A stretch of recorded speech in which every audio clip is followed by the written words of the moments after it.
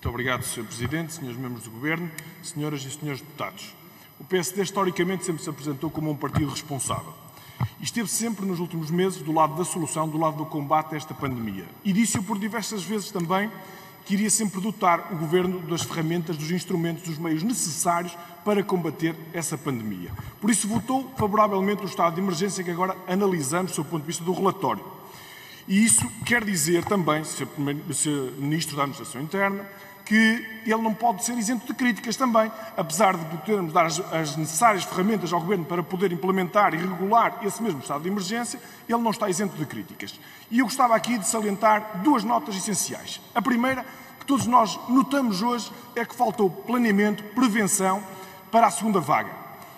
Chegamos ao cúmulo mesmo de quando do anúncio da regulamentação desse mesmo estado de emergência, de prevermos as limitações para os concelhos que ultrapassaram os 240 casos por 100 mil habitantes, quando o país já nessa altura, em média, tinha infecções na ordem dos 700 casos por 100 mil habitantes.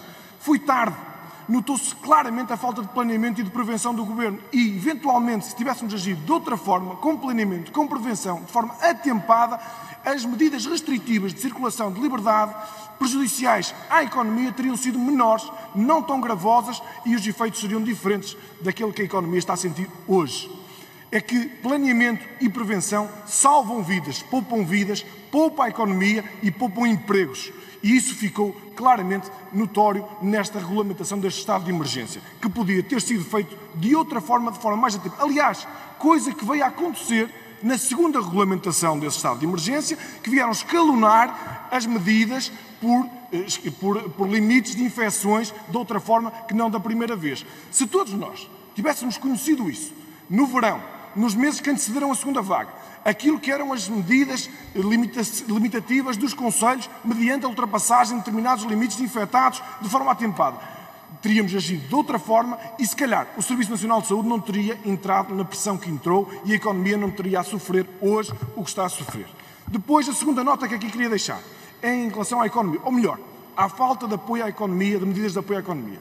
Provavelmente este deve ser o único governo que, ao mesmo tempo que anuncia medidas restritivas para a economia, não apresenta qualquer medida compensatória de apoio à economia. Aquilo que se sente, Sr. Ministro, é que neste momento o Governo está única e simplesmente à espera da chamada bazuca para apoiar a economia, as nossas empresas, os nossos empresários e os nossos trabalhadores. Mas uma bazuca que não sabemos quando é que vai chegar, nem se vai chegar. Apresentam medidas restritivas e não apresentam medidas de apoio à economia. Apresentam um orçamento e não temos medidas de apoio à economia.